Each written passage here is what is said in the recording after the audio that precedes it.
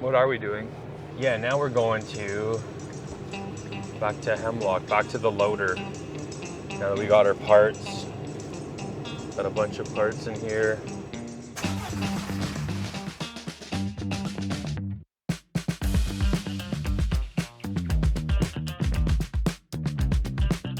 Today's truck feature is Dion Deemer. Day 2. We're back the next day. Not actually. Typical waiting on parts, right? So I'm gonna lift the engine up. We'll actually pull that plug out and reseal it. Use a slide hammer and pull it out. If you look here, you can see there's the tooling hole for the lathe there. So you can just put your drill bit dead center on the plug and it'll just bump into there, worst case. Try not to hit your cam if you can.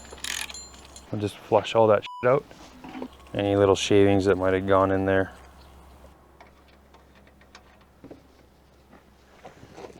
That's okay, we'll drain it now. We'll get the oil recovery out. Well, sometimes I leave engines full of oil when I pull them. Ooh, that pulley's pretty wanky, hey? Okay, cool, I'm gonna lift this up so we can work underneath our suspended load. I'm gonna do our oil pan now, actually. F you. F***ing stupid hog rings. I know I can replace them, I choose not to. I really should. That was a Carson job that he never did. When in doubt, blame the apprentice, especially when he's not around to defend himself. So much schmegma on this thing. Quite a bit. Why didn't you just put it on an engine stand? I make up conversations in my head of all the shit people talk. Helps me come up with snarky, witty things to say back to you before you even say it. I'm 2 steps ahead, 3 steps behind. There we go, big chooch. Oh yeah, oh yeah. 2 more bolts inside for the pickup. Yeah, don't pull that plate down yet, derp. Oil pan. Extra parts. Just rip off this guy here. Have a listen to this. That spacer plate, when you put them on, this joint here, if you're doing an oil pan that doesn't have like a spacer plate that's being completely silicone on like this, we're siliconing the whole thing, or sealing the whole thing. If you're just putting a gasket on there, make sure you put a little dab across here just to make up for that space, because the gasket itself won't seal against the different surface, like the difference there. There's a little bit of you can feel it. Just put a little dab of anaerobic sealant. Don't forget that. This is why I'm not a huge fan of silicone either. You see, this is on the inside of the engine. You get these little, this is the squeeze out from the silicone. If that breaks off and goes up and starts to plug our pickup over the years, you can have like oil pressure issues later on. Or it can get sucked up, a little tiny piece gets sucked up and plugs in a hole somewhere, and then, yeah.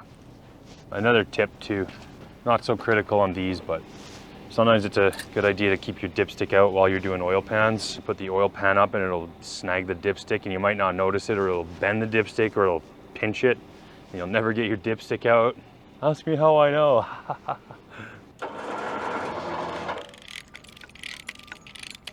I'm gonna clean the gasket back off. What's wrong with this setup, huh? I'll do the back cover first, back seal, everything there, and then then we can set it down on the housing. Let's do that. Good idea, guys. Way to go. Lift it up nice and high so if your chains break, it has a long way to drop. Gives you lots of time to rethink all your poor decisions. These blades are very fragile. They're sharp, but they're very fragile because the points are so fine. So when you put them like this and you scrape, this is a flat surface. It doesn't take much. All it has to do is catch this edge slightly, and then you put a nick in your blade, and now it's useless, or not useless, it's just not as good.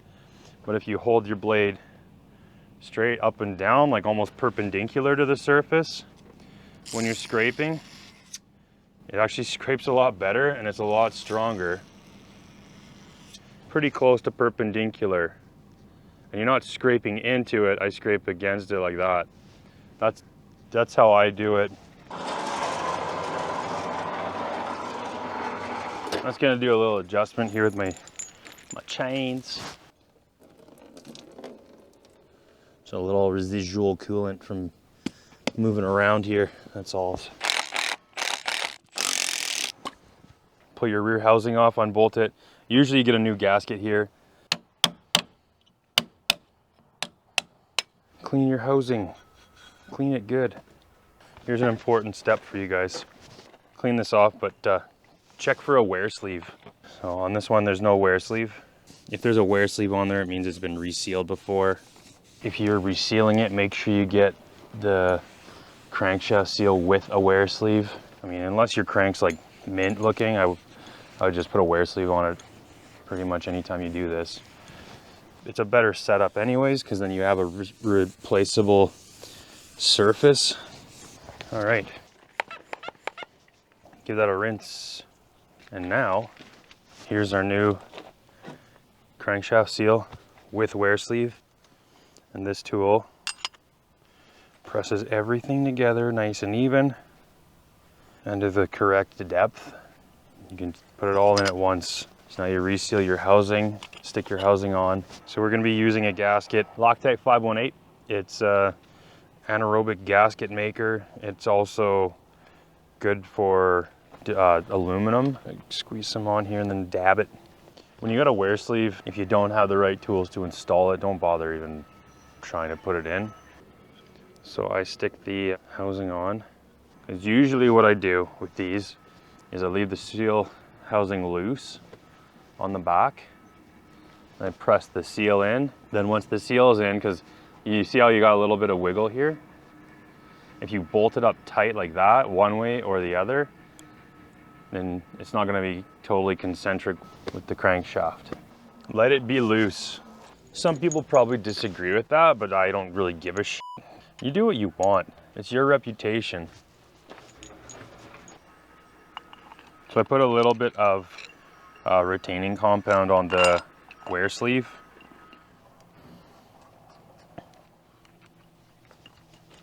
Make sure you're starting it evenly.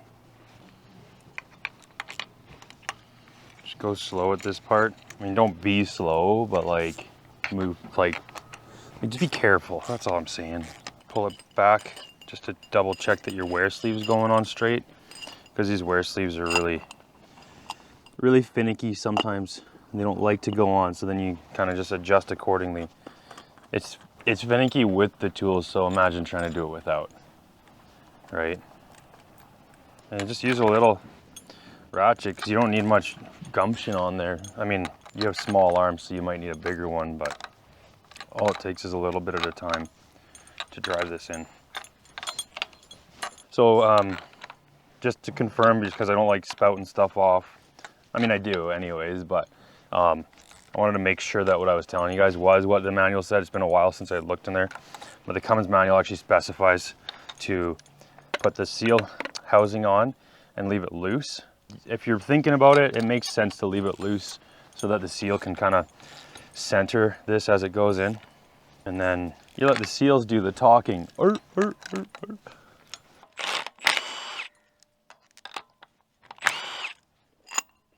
You see that? Before I slam her all the way home, you can see this is the wear sleeve here getting pushed in. It's nice and even. Everything's going in nicely. The seal's going to be nice and centered in the housing. The housing's going to be lined up. Everything is just coming together so good. Everyone's going to be happy. Be happy when I'm done. Wow, I'll never get sick of this trade. Pretty much just crank her in until she stops going.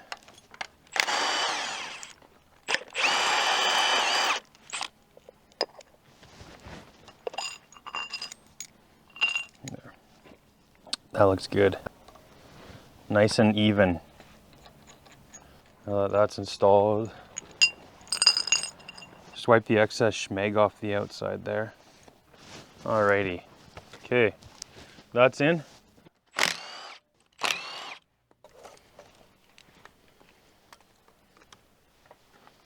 All right, same thing on the front. Check for a wear sleeve. Somebody may have been in there before, maybe not. Check for a wear sleeve, because if you don't and you go and try to jam a wear sleeve on there, you'll probably just won't fit.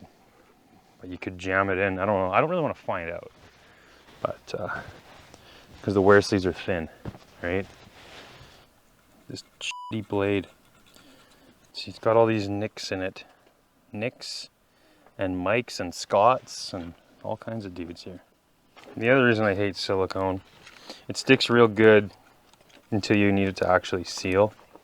Silicone belongs in people, not engines. Like, it's so hard to rinse out of everywhere too, because it's like in the holes. And see that? You see that big stringer coming out? Big roper shooting out of there. Just spray off the doobly-doo and the whatchamabobbit. This is aluminum and it's primed. Wearing through the primer is not a huge deal. It's better not to if you can avoid it, but even the Scotch-Brite wears through it. Yeah, you just don't want to make gouges and like take too much material off on the cover by accident. Seamless, it's like we're so good at that now. In the meantime, I'll just leave that seal on the front cover and we'll finish up the back side here. We found some material in the oil pan and it looked like the top of the lifter where the push rod rides had started to break off. So we mentioned that to the customer and now we got what we call that a hard part failure, and it's something that we want to definitely look into further. So we decided to bring it back to the shop for some further disassembly and inspection. We'll be right back after this short break. Okay, bye guys. See you.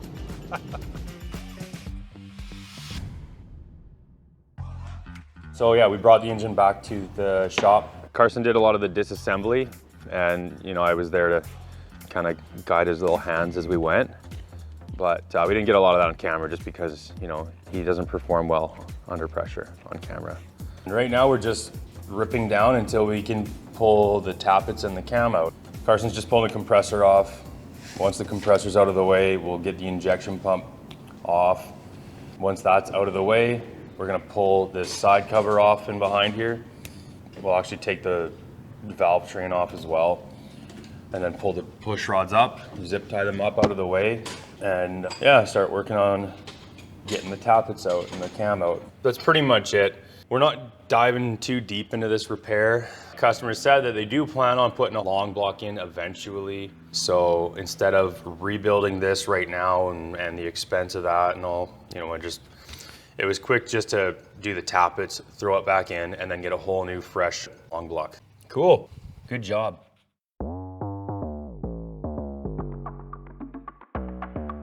Good morning. We've already dropped the engine in. What we did to fix it, so we replaced all 12 lifters and push rods, crankshaft seals front and back, oil pan, rear housing, front housing, resealed, valve cover gaskets, did an overhead on it, overhead set, like valve train set. I think that's pretty much it. This was supposed to be just a ring gear because it kept skipping on them, right? And then it's like, okay, while it's out, you know, we'll do the crankshaft seals, you know, because they're leaking, you know, we might as well because we have it out. And then it turned into the lifters. So a lot of times jobs can kind of compound, and a simple job turns into a lot bigger job when you start tearing it down this far. That's just kind of the nature of it. I'm sure you've dealt with that before if you've done any amount of wrenching. When you do get into this kind of stuff, just be observant anyways, because you never know what you might find. And at that point, you can give the customer a thorough kind of analysis and say, look, this is what we found. Do you want to do something about it or not? If you don't, it could be an issue later. Then if they decide not to, and it is an issue later, you've covered your bases and it's not really your problem. What's left, get it running here first before we start throwing all the guards on it, just in case. But yeah, we'll get it running. Then we just got to prime the fuel system, test fire, leak check, all that stuff. We'll run it up for like an hour or so and then drop the engine oil and swap filters out. Because we've had the engine open and it is fresh oil in there, right? But after it runs and all the oil pumps through everything, and you know, any material or dirt and debris from, you know, being disassembled and all that, as much as you try to clean that while you're doing it, it's always a good practice to kind of flush that out with an oil change in the first few hours of startup. Like that's what I do if I have an engine apart and pans off and valve covers off. I'm really congested. Congested, do you know what that word means? Why, are you sick? Yeah. Better not be. I'm super sick. I think I'm getting the black lung, Bob. It's not very well ventilated down there. Carson's got this. You got this, right, Carson? Look at that sun. It just poked out of nowhere. Real nice. Yeah, they're gonna get snow probably soon. Ready to fire it up. Okay. I'm gonna grab that custom exhaust clamp. I couldn't get a V-band clamp for this small enough, so I had to improvise. Try the crank there and see if it sticks. Jesus, that starter's something wrong with it. Okay, we gotta change that starter. You're getting a lot of practice with these starters. Disconnect the batteries. Just take the one negative off, that's it. Not that one, that one. You know, the negative. That's not a negative. That's just the one that runs through. Yeah, don't tell me, I know already. I'm telling you. Are you telling me? I don't know. Telling me like I don't fucking know? I'm just gonna take a look inside and see why this, because this starter was sticking and that starter was actually replaced recently, so that one was supposed to be good, but that's the one that was running on the old ring gear. The gears didn't look bad, but there must be something else going on with it, because this one engaged fine, but it would stick on. That one doesn't stick on, but it doesn't engage. So we got two starters, so maybe we can make one out of two. Let's have a look inside and see. The contact or something there is like welding itself together. I might just switch the solenoids around. For whatever reason, this one likes to stay engaged. When that clicks on and pulls in, it's getting stuck until you cut the power completely, then it turns off. We're sure that it's the solenoid too, because when we energized it with like our, like isolated the key switch and everything, and just used like a jumper button directly to the starter, it still sticks. So we know it's not something on the machine side. Solenoids. We're swapping solenoids. Oh yeah, it's crazy that you can be famous and have no talent too. I'm just kidding. I'm not a big U2 fan. Who's that? What's a U2? Is that like Juice WRLD? Yeah, that's what you like. Don't pretend like you don't know. I think maybe we'll bench test this quickly before we throw it in. You wanna go grab the jumper cables? We'll hook them up to the machine. What's your plan here? Well, I need to get 24 volts, so. Okay. I'll put one on the positive of the battery here, and then one on the negative over there. You know, it's gonna arc through a rag, right? Oh, okay. Ouch. HR will be hearing about that. I've been pulled into HR. It wasn't that bad. It's just with the way things are nowadays, well, everything gets canceled. Bench test.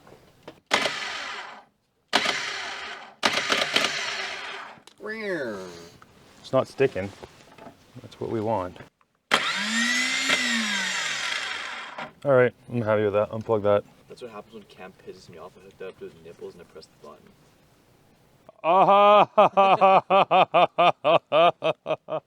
That one's ready to go now. Starter rebuild in the field. Wow. I think I know part of the problem with this starter too. Nose bearing isn't letting it go out all the way. Just crank it. Yep. Was it sticking? Nope. Look at that. No grinding, no sticking. Wow. Daddy likey. This is to stop it if it runs away on us. Hopefully it won't suck it in. I don't have a clipboard on me, but hey Andre, thanks for the tools.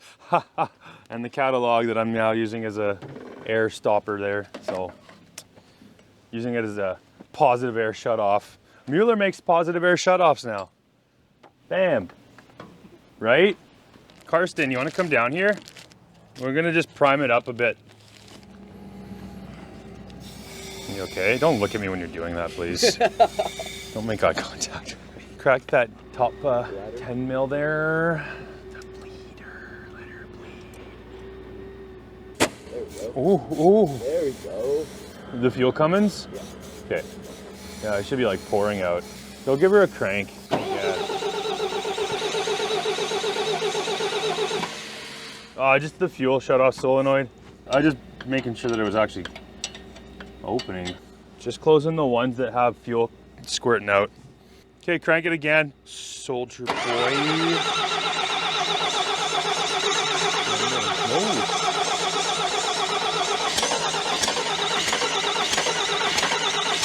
Yeah, yeah!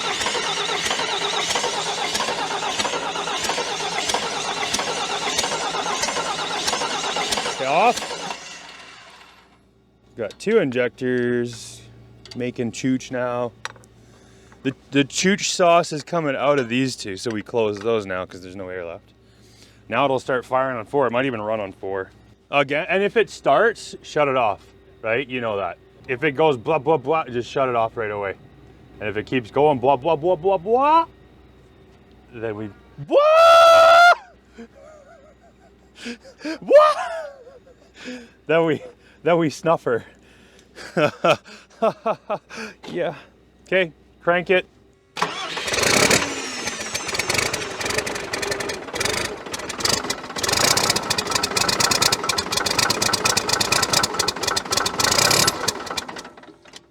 Runs like a bag of dicks. I didn't get fuel up this last one, so keep going.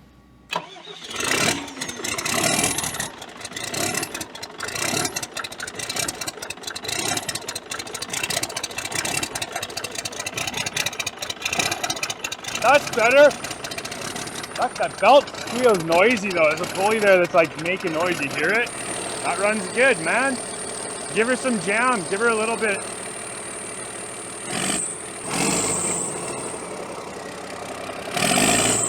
All right, let her idle. It runs good. Nice. Shut her down. Initial fire ups are always like, I'm always really cautious on them. Because I've had engines run away and I've had engines run backwards. Take the right precautions, be ready to choke her if you have to. Make sure it shuts off on its own is a big thing. Like I was doing that with Carson. Maybe we're a little, it's hard to explain it, you know, to get that feeling of when you think it's on the peak or running away. But if you've ever had a runaway, you know what I was talking about there when I said it hits this like ramp where it just takes off on you and nothing you do, the key off, nothing's gonna stop it. And I need to know that, you know, and everybody's got to be on the same page. And being that we didn't do a full overhaul on this engine, all we did was like repair work. We're gonna do potentially an overhaul or a long block replacement maybe one day. But for now, we just wanted to get them running for snow removal. So if you're wondering why we didn't just do this, because we always get comments on, why didn't you guys rebuild the whole thing while it was out? Why didn't you do this? Why didn't you do that? What? You know, it's not my choice. We do what's best for the customer and the timeline we're given. And that's why we're doing it this way. Now we're making smoke again, so, and that's all that really matters in the long run, is that we're, you know, getting them back into the timelines where they can make money again. That's it, reliably, right? So, cool? Are you happy? Thank me, I'm essential. Now we're gonna throw the muff on, the guards and everything, finish her up, we'll get out of here. We've had some issues getting clamps for the exhaust, so I made one. That one's too small. Oh, what I'm gonna do instead is take one of the big ones and cut it, and I'll use a hose clamp.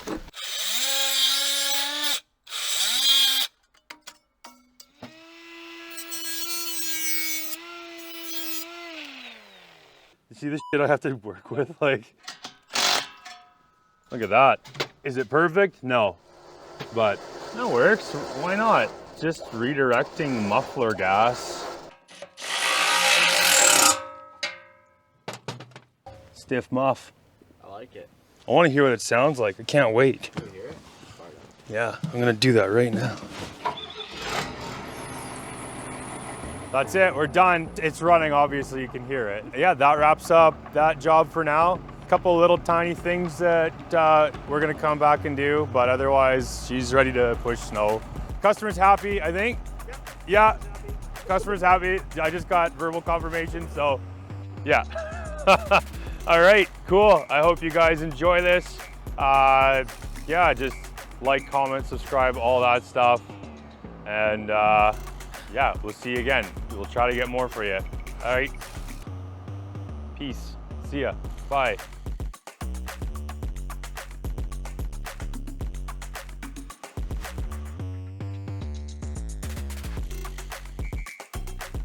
Today's truck feature is the On Deemer, this one right here, 6-liter Ford. Oh, it's a nice truck. How is your truck organized? Do you put tools in it? Thank you for the submission.